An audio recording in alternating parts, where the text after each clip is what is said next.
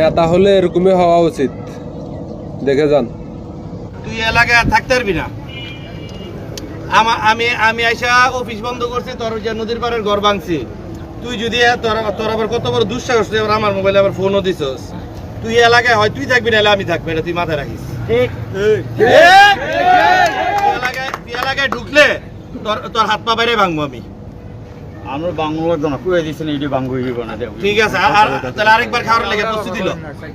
এলাকার পোলা পান্ড বলে গেছি, তোরা পাওয়া মাত্র কুত্তার মতো মারবো। তুই যে মাইর খেতে যাস, তুই আইসা মাইর খা, সমস্যা নেই। তুই তোর বাড়িটা কয়তলা? তোর বাড়িটা কয়তলা এটা বল না। তুই কি ইমামতি করে বাড়ি করছস? তুই মাদক বেচছস, মানুষের পোলা আবার নষ্ট করছস। কালকে আমার পোলা খাইবো না, গ্যারান্টি কি? তুই এলাকায় ঢুকতে পারবি না। আমরা যে যার জায়গা থেকে মাদককে না বলি।